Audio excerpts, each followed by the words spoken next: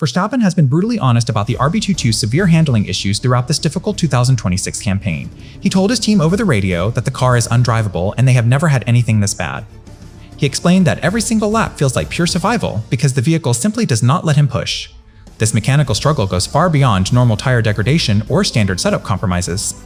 Verstappen noted that car degradation has replaced tire wear as the primary performance limiter this season.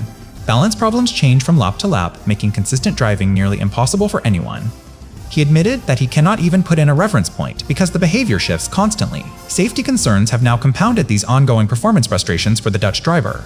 A rear wing failure during Hungary qualifying led him to describe the situation as becoming dangerous for himself. Red Bull reportedly responded by cutting back his media appearances after those sharp post-qualifying comments. The team seems desperate to control the narrative while their star driver openly questions the machinery. Can any amount of money or contract security truly fix this fundamental breakdown in trust? 4 podiums, 109 points. These statistics tell only part of the story behind the contractual standoff. The exact mechanism enabling this potential separation is a performance-linked exit clause that Verstappen's camp specifically demanded during his last contract renewal due to long-standing apprehension about the 2026 regulations. That contractual trigger has now been pulled because he finished the first half of the season well outside the top 2 in the driver's standings, sitting roughly 110 points behind championship leader Kimi Antonelli at the summer break. This deficit activated a penalty-free departure window that runs from the summer break straight through October 2026, creating a defined period where Red Bull faces maximum vulnerability. The clock is ticking loudly, pressure mounts daily, options narrow fast. German outlet Bild reported that Red Bull tried to neutralize this threat by offering a 1-year extension to 2029 with a higher salary and absolutely no exit clauses attached. But here is where the narrative fractures into genuine uncertainty, because while reports claim an offer was tabled to secure his future, Jos Verstappen publicly dismissed those specific extension rumors on X in early August 2026 with the blunt message that they know absolutely nothing. This direct contradiction between reported negotiations and public denials means we cannot treat any contract extension as settled fact right now, leaving the actual status of talks completely opaque despite the intense media speculation surrounding it.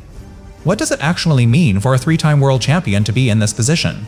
Raymond Vermeulen stated clearly that Max wants to finish his time with Red Bull and would like to fulfill his contract until 2028, yet Verstappen himself has consistently refused to publicly commit to staying past 2026 when asked by reporters.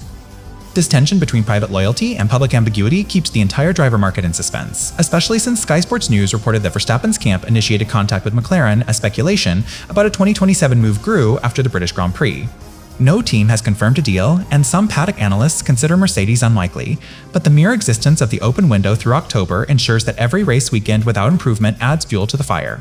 So, what have we established so far about this unfolding situation? We know the exit clause exists and was triggered by poor results. We know there is a disputed report about a new contract offer that Jos Verstappen rejected publicly. And we know the window for a penalty-free exit remains open through October while McLaren looms as a rumored alternative destination. Red Bull has not won a single race through the first 11 Grand Prix of 2026, marking their first winless half-season since 2015 when Verstappen was still racing for Toro Rosso. This statistical collapse provides the concrete foundation for every contractual rumor currently circulating the paddock. Engines lack punch, reliability vanishes, development stalls completely. The new Ford power unit, developed in-house by Red Bull Powertrains after the split from Honda, has repeatedly been identified as an underperforming element relative to rival manufacturers this season. Former Ferrari engineer Rob Smedley delivered a stinging mid-season assessment on television, rating Red Bull's overall package just 5 out of 10 and stating plainly that they should be doing so much better given their resources and recent history. He noted that there is a different problem every weekend, highlighting the chronic inconsistency that prevents the team from building momentum or finding a stable development baseline. Are we watching the end of a dynasty in real time? That question hangs over every garage at every circuit now. The RB22 suffers from balance issues that shift unpredictably between sessions, making it nearly impossible for engineers to establish a reliable setup window or for drivers to build confidence in the car's behavior. Technical director Pierre Wache has publicly maintained a target of winning a race before the season ends, citing an ongoing development program, but the gap to the front remains stubbornly wide despite these stated ambitions. Smedley's harsh verdict carries weight precisely because it comes from someone who understands elite team operations intimately, not from casual observers speculating without technical context. His 5 out of 10 rating reflects measurable deficits in power delivery, aerodynamic efficiency, and operational consistency rather than subjective impressions or fan sentiment. The Hungarian Grand Prix qualifying session exposed yet another failure point when the rear wing issue forced safety interventions and reinforced Verstappen's concerns about the car becoming dangerous to drive at limit conditions. Recovery drives like his second-place finish in Hungary demonstrate exceptional individual talent compensating for fundamental package weaknesses. But no amount of driver brilliance can sustain a championship challenge against cars that are simply faster and more reliable across all track types. Where does this leave the broader competitive picture heading into the final stretch? We have confirmed that Red Bull's winless streak is historically significant, the Ford power unit is under-delivering against expectations, external experts rate the package severely below standard, and mechanical reliability issues continue to compound performance deficits race after race. Picture this for a second. You are strapped into a machine traveling 200 miles per hour, and instead of feeling connected to the tarmac through precise steering inputs and predictable aerodynamic load, you are fighting a vehicle that changes its fundamental behavior every single corner entry. That disconnect between expectation and reality is not just frustrating for an elite athlete, it is psychologically corrosive over 24 races. Verstappen has made this internal battle audible to the entire world through his team radio transmissions during the 2026 season. He stated explicitly that every lap is honestly survival for him because the car simply does not allow him to push at any point. This is not the language of a driver managing tires or conserving fuel. It is the vocabulary of someone operating at the absolute limit of tolerance for mechanical unpredictability. His frustration goes deeper than momentary anger. He confirmed that from lap 1 of these new regulations he has not enjoyed this car at all, removing any doubt about whether adaptation time might solve the underlying issues. The problem is structural, not experiential. Car degradation has completely replaced tire degradation as the limiting factor in race pace, meaning traditional strategy calls and pit window calculations become irrelevant when the chassis itself loses performance independent of rubber wear. Balance problems that shift mid-stint make consistent driving impossible regardless of driver skill level or engineer feedback quality. Trust erodes silently, confidence fractures invisibly, performance collapses inevitably. These psychological costs compound with every weekend where the RB22 fails to deliver predictable handling characteristics. When a driver describes their equipment as undrivable across multiple race weekends, they are signaling that the feedback loop between human input and mechanical response has broken down entirely. No amount of simulator work or debrief analysis can restore that connection if the physical car refuses to behave consistently under varying track conditions and fuel loads. We have now covered the contractual trigger mechanism, the disputed extension offer, the winless statistical reality, the expert technical assessment, and the raw driver testimony that binds all these threads together into a coherent crisis narrative. The clash over contract terms has now moved from private negotiation rooms into the public sphere through a stark contradiction between reported offers and family denials. German outlet Bild claimed Red Bull tabled a one-year extension to 2029 with higher salary and no exit clauses to secure Verstappen's long-term future. Jos Verstappen shut that report down completely on X in early August 2026. His exact words were, "You know absolutely nothing," posted directly in response to speculation about removing Max's exit clause. This public dismissal creates a genuine narrative twist because it contradicts the substance of the Bild report without clarifying what alternative discussions might actually be happening behind closed doors. We cannot confirm whether any offer exists at all. We cannot verify if terms differ from what was reported. We only know that the most prominent voice in Verstappen's inner circle rejected the published version of events categorically and without ambiguity.